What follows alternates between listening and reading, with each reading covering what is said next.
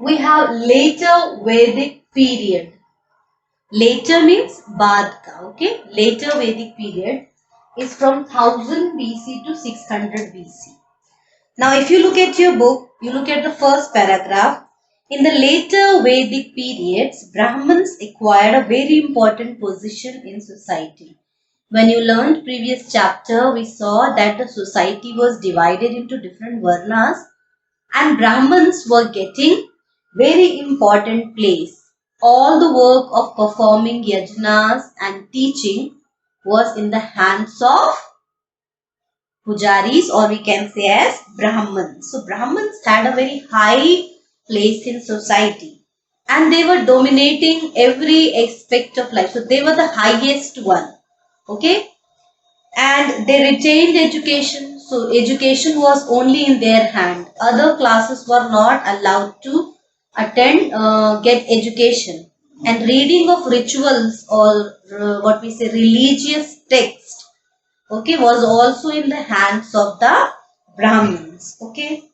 So main thing is here to say, during the later Vedic period, we were learning about Vedic period in the previous chapter 6. Later Vedic period means Vedic period के अंत में क्या होने लगा? Hindu religion was dominated by the Brahmins. They were taking the most important place and doing everything what they wanted. So Brahmins were insisting on their intervention in all aspects of life. So they wanted whatever they wanted, they started doing that. Since only they knew how to read Sanskrit. And in this period only the Brahmins were the one who were knowing how to read Sanskrit. And all the ritual, what we say is the scriptures, जितने भी ग्रंथ थे, सब चीजें संस्कृत में लिखी थी. So only the Brahmins could read and they used to explain it as they wanted. जो वो कहते थे लोग विश्वास कर लेते थे. Okay. So in that they showed very elaborated things and explained people about expensive things. Okay. So they started to lay stress on expensive and elaborate rituals and ceremonies. So they started telling people that these are the rituals you have to do, these are the ceremonies you have to do, and how much you have to give to the Brahmins, Brahman Bhoj Karana, so many things which were very, very costly for the poor people to do. Okay. Now, they started demanding gifts also. So these Brahmins said that ग्रंथों में लिखा है that you have to do this, you have to do that, and people had to do that. But poor people found it very difficult to do. It was very, very costly for them to do so highly costly rituals. Okay. So they started demanding gift and donations. And also they asked it, if they are performing any yajna or teaching their children, they demanded donation in return, okay, or for performing any ritual. And made people believe that it was a kin of pleasing God. Kin means alike. Means if you do this rituals, if you do this ceremonies, God will be very happy with you. Like that, these things they started saying. Now also now if you have अरे ये दुख चला जाएगा, ये संकट चला जाएगा, if you do this, you do that. So people started believing that and very, very costly sacrifices and rituals they started doing. And poor people were not able to do this. And then when the what happened, the rigid, next paragraph you have, the rigid compartmentalization. Now compartmentalization means division. Now the rigid means very, very tough. At that time, the tough division of the society that we learned about the Brahmins, the Kshatriyas, the Vaishya, the Shudra was divided into this society, and we've learned this in previous chapter, became a very major cause of resentment. Resentment means people were very angry with the class division and they were not happy among each other. They were not happy. The common people, especially the local people, were not happy because all the power was in the hand of only one class, that was the Brahman class. So what I am trying to say here fed up with a kind of things they had to do. For pleasing God, for getting anything, they had to do very, very costly ritual sacrifices, and they had to do lot of sacrifices, lot of donations, okay, and lot of gifts they had to do. So poor people couldn't do that, okay. The greed for the land, property and power, and at that time, as we learned, people used to conquer each other territory by killing each other, okay. So people were greedy, they wanted more of power, more of land, okay, and more of property, so they started killing each other. So the new development was taking place in society were full of distress. So society was developing, but there was a lot of commotion, distress, unhappiness, killing each other. Poor people were downtrodden. So a lot of things were happening. So in a way, that Hindu religion was somewhat deviated from the people had to pay lot of things to attain God. They had to pay all the time some money.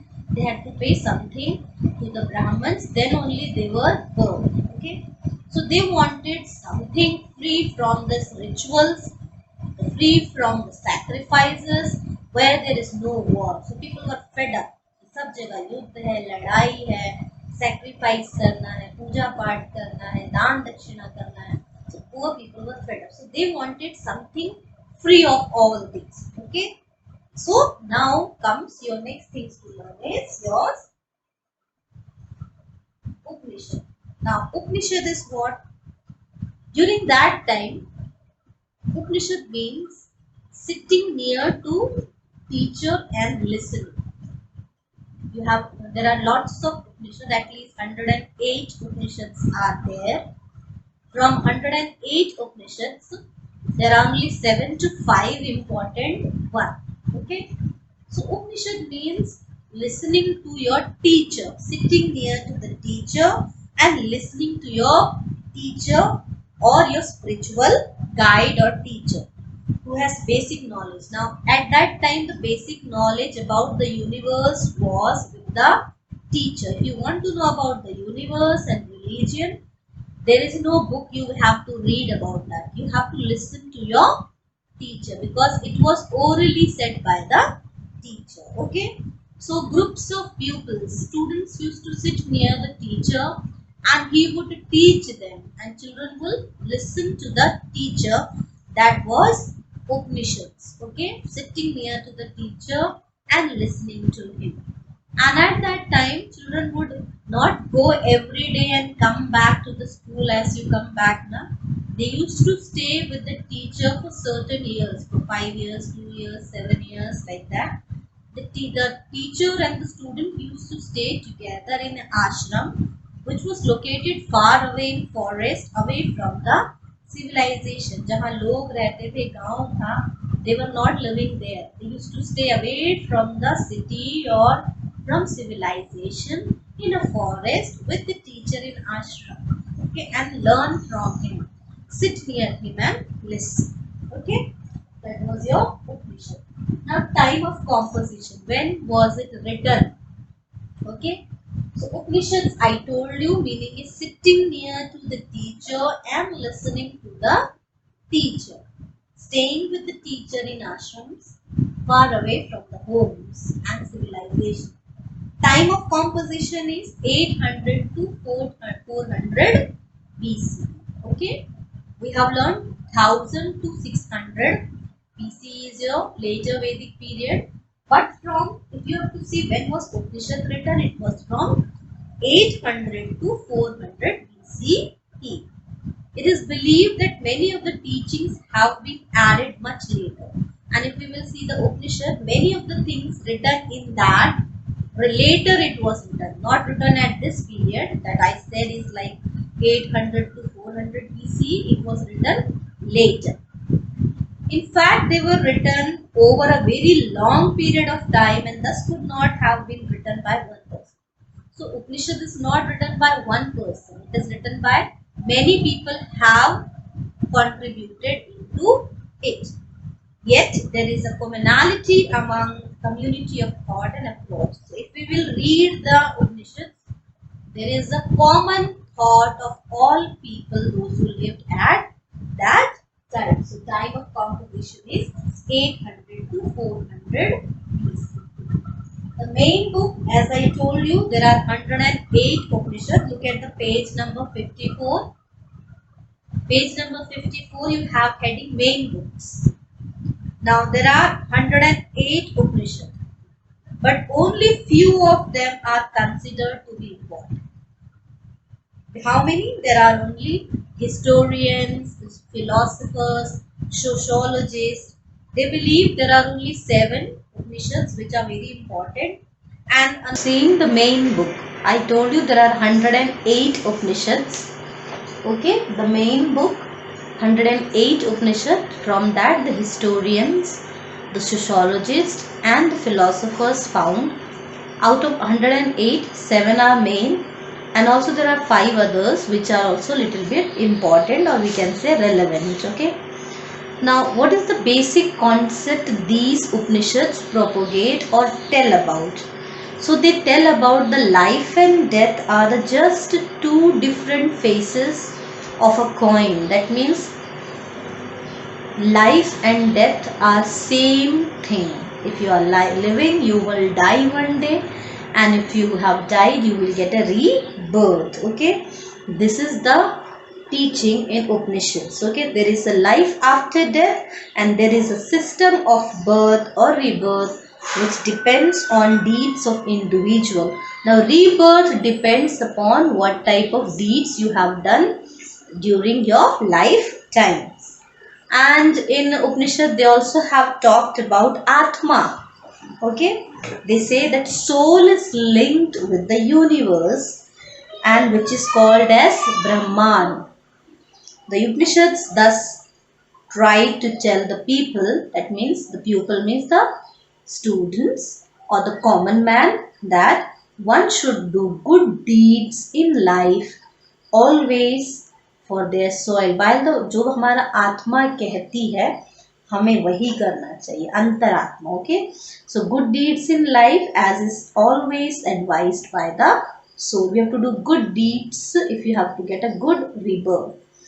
This helps in attaining the salvation or freedom from the cycle of death and rebirth. So if you want to get moksha or salvation, we have to do good deeds. अच्छे कर्म करने हैं तभी हमें अच्छा फल मिलेगा. Okay, that is the main teaching of Upanishads. Okay, so this is for today, children. We have seen about the later Vedic period, that Brahmins were getting the all, we can see the Brahmins were getting the all later Vedic period important place. They were prescribing or telling people to do very costly ritual sacrifices. They demanded gifts and also many other things. So people were fed up, poor people were fed up. They couldn't do all these things.